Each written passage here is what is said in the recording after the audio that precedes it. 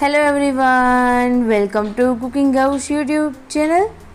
તો આજે હું તમારી જોડે શેર કરીશ એકદમ ટેસ્ટી અને ક્રિસ્પી એવા બ્રેડ પકોડા બનાવવાની રેસીપી। આ બ્રેડ પકોડાને આજે આપણે એકદમ અલગ રીતે બનાવીશું, જેમાં આપણે તેલ કે બટરનો ઉપયોગ બિલકુલ નહીં કરીએ।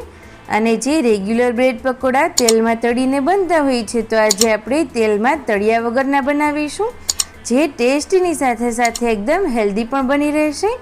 તો આ વિડીયો એન્ડ સુધી જોઈ અને તમે ઘરે આ રીતે તો જરૂરથી ટ્રાય કરજો।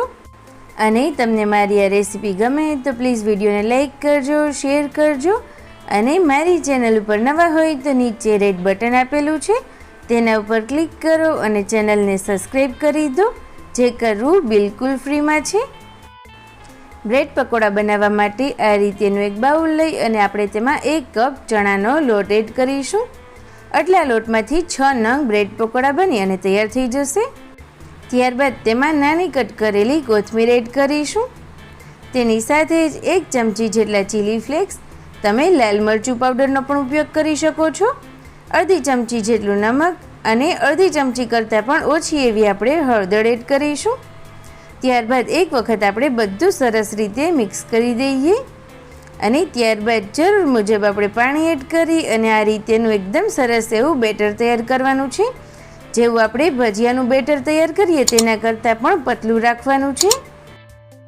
બેટર બની જાય ત્યારબાદ સ્ટફિંગ માટે મેં અહીંયા 1 નંગ મોટું બટાકું બાફી અને તૈયાર કરી લીધું છે।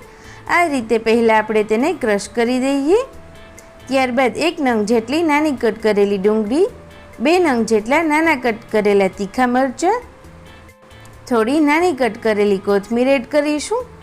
ત્યારબાદ હવે તેમાં મસાલાઓ એડ કરીએ। તેના માટે એડ કરીશું અડધી ચમચી જેટલું નમક, અડધી ચમચી જેટલું લાલ મરચું પાવડર, અડધી ચમચી જેટલું ધાણા જીરું પાવડર, અડધી ચમચી કરતાં પણ ઓછી એવી આપણે હળદર એડ કરીશું અને અડધી ચમચી જેટલો આપણે ગરમ મસાલો એડ કરીશું। ત્યારબાદ હવે બધું જ એકદમ સરસ રીતે મિક્સ કરી અને તૈયાર કરી લઈએ। તો તમે જોઈ શકો છો એકદમ સરસ એવો મસાલો બની અને તૈયાર થઈ ગયો છે। ત્યારબાદ બ્રેડ પકોડા બનાવવા માટે મેં અહીંયા નાની સાઇઝની બ્રેડ લીધેલી છે। આ રીતે આપણે બ્રેડ રાખી અને તૈયાર કરેલું સ્ટફિંગ એડ કરીશું। મેં અહીંયા 2 ચમચી જેટલું લીધેલું છે, તમને જેટલું પણ જોવે એ રીતે લઈ શકો છો। સ્ટફિંગ એડ કરી અને ત્યારબાદ હાથ વડે તેને એકદમ સરસ રીતે આપણે બ્રેડ ઉપર સ્પ્રેડ કરી દઈશું।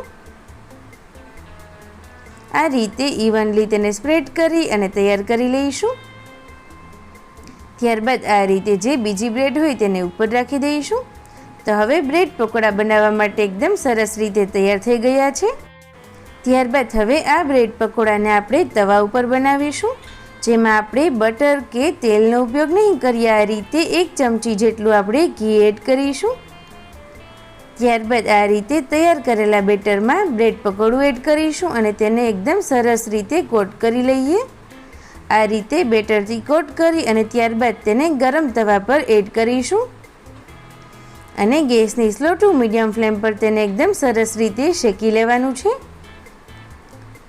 એક તરફ સરસ રીતે શેકાઈ જાય ત્યારબાદ આ રીતે આપણે તેની સાઈડ ચેન્જ કરીશું અને ત્યારબાદ આ રીતે ચીપટાની મદદથી તેની કિનારીઓને પણ આપણે શેકી અને તૈયાર કરી લઈએ। જો તમે ક્યારેય આ રીતેના ઘીવાળા બ્રેડ પકોડા ટ્રાય ના કર્યા હોય તો એક વખત જરૂરથી ટ્રાય કરજો।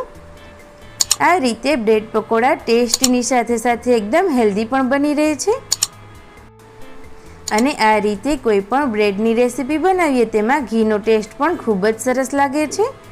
તો તમે જોઈ શકો છો ખૂબ જ ઓછા ઘીમાં આ રીતેનું બ્રેડ પકોડું બની અને તૈયાર થઈ ગયું છે। તો આ રીતે તેને પ્લેટ ઉપર લઈ લઈએ। બહારથી એકદમ સરસ એવું ગોલ્ડન બ્રાઉન અને ક્રિસ્પી થઈ ત્યાં સુધી તેને શેકવાનું છે। તો તૈયાર કરેલા પકોડાને આ રીતે કિચન સીઝરની મદદથી કટ કરી લઈએ।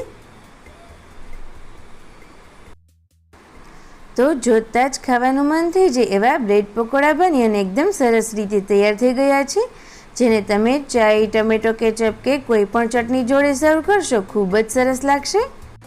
તો આ બ્રેડ પકોડા બનાવવાની એકદમ નવી રેસીપી છે। જો તમે ક્યારેય ટ્રાય ના કરી હોય તો એક વખત જરૂરથી ટ્રાય કરજો અને તમને મારી રેસીપી સારી લાગી હોય તો પ્લીઝ આ વિડીયોને લાઈક કરજો, તમારા બધા જ ગ્રુપમાં શેર કરજો અને ચેનલને હજુ સુધી સબસ્ક્રાઈબ ના કરી હોય તો જલ્દીથી કરી દો.